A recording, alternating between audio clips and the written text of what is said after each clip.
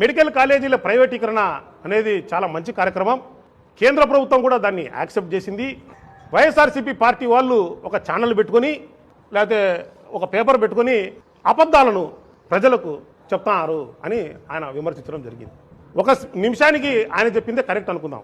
YSRCP చెప్తాండేది, Congress party వాళ్ళు చెప్తాండేది, CPI party వాళ్ళు చెప్తాండేది, విద్యార్థులు చెప్తాండేది, విద్యార్థులు వాళ్ళ తల్లిదండ్రులు చెప్తాండేది, లేకపోతే మేము భావిస్తాండేది, మేము లేకపోతే 10 మందికి బోధిస్తాండేది ఏమిటంటే మెడికల్ విద్య కావచ్చు, వైద్యం కావచ్చు రాష్ట్ర ప్రభుత్వం చేతిలో ఉంటేనే మంచిదని మేమైతే నమ్ముతున్నామో, బోధిస్తున్నామో, 10 మందికి చెప్తానామో మేము చెప్పేది తప్పనే అనుకుందాం.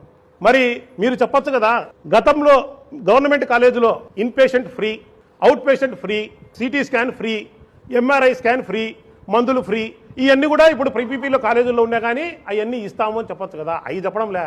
ఎంతసేపు నేను చెప్తున్నారు, ప్రైవేట్ పరంగా రోడ్లు వేస్తే ఎంత బాగుంటాయి, గవర్నమెంట్ పరంగా రోడ్లు వేస్తే గుంతలు ఉన్నాయి, ఇవి చెప్తాడు. ఒక సింపుల్ ఉదాహరణ చెప్తాను. మనందరికీ హైదరాబాద్ తెలుసు, మనందరికీ హైదరాబాద్ లో శంషాబాద్ ఎయిర్పోర్ట్ తెలుసు. శంషాబాద్ ఎయిర్పోర్ట్ కు పోవడానికి 2 దారులు ఉన్నాయి. ఒకటి పివి నరసింహారావు ఎక్స్ప్రెస్ వే పైన పోతాం, ఇంకొకటి నెహ్రూ ఔటర్ రింగ్ రోడ్డు పైన పోతాం. ఆ రోడ్లన్నీ కూడా రాష్ట్ర ప్రభుత్వం అంటే. అయితే ఒకటి పివి నరసింహారావు హైదరాబాద్ ఎక్స్ప్రెస్ వే అనేది రాజశేఖర రెడ్డి గారు అప్పుడు వేయించారు. అది గవర్నమెంట్ ఆధీనంలో పూర్తిగా ఉంది. దానిపైన పివి నరసింహారావు పైన హైవే పైన ఎక్స్ప్రెస్ వే పైన మీరు ఎక్కితే శంషాబాద్ లో దించుతుంది, మీకు 0 రూపాయలు ఖర్చు అవుతాయి.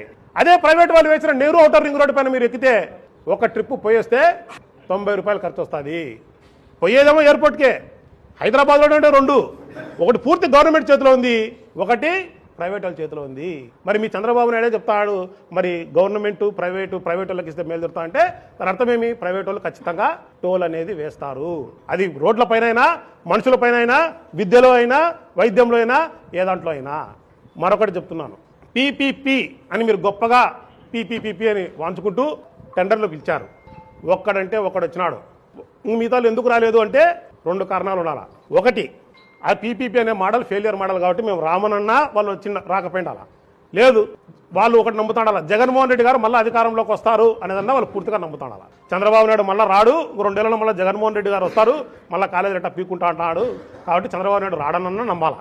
దానికి ఇంకొక రోంత అడుగులు ముందేస్తూ సత్యకుమార్ యాదవ్ గారు, హెల్త్ మినిస్టర్ గారు, ఆయన ఏం చెప్తానంటే జగన్మోహన్ రెడ్డి గారంట ఎవరైతే టెండర్లు వేస్తారో వాళ్ళకి బెదిరిస్తానంట. మాటలు మాట్లాడేదానికి కనీసం సిగ్గో లేదా ఆ మాట అనేదానికి అహమో అడ్డమన్న రావాలా.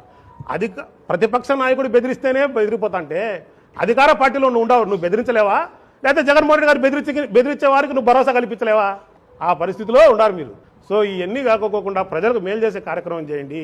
ఈ రాష్ట్ర ప్రజలు ప్రతి ఒక్కరు కూడా 1 కోటి సంతకాల సేకరణ ద్వారా అందరూ కూడా నమ్ముతాండేది ఏంటంటే విద్య కావచ్చు, వైద్యం కావచ్చు రాష్ట్ర ప్రభుత్వం చేతిలోనే ఉంటేనే ప్రజలకు మేలు జరుగుతుందని. లేదా మీరు బయటకన్నా ఓపెన్ గా వచ్చి ఇప్పుడు ఏదైతే గవర్నమెంట్ హాస్పిటల్స్ లో ఏదైతే ఉన్నాయో అన్ని కూడా అయ్యే యాజ్ ఇట్ ఈస్ గా కంటిన్యూ చేస్తామని ఆ ఒక్క మాట అన్నా కానీ వచ్చి బయటకు వచ్చి చెప్పండి. లేదా పీపీపీ ద్వారా ఆల్రెడీ పూర్తయిపోతున్న కాలేజీలు, దగ్గర పూర్తయిన కాలేజీలు మీరు ఇస్తున్నారు కదా, ఒక కాలేజీ కొత్త కాలేజీని తెచ్చి పీపీపీలో పెట్టండి. అది చేయండి, సక్సెస్ చేయండి, మోడల్గా చూపించండి. మేమందరం కూడా గమ్మన నోరు మూసుకుంటాం.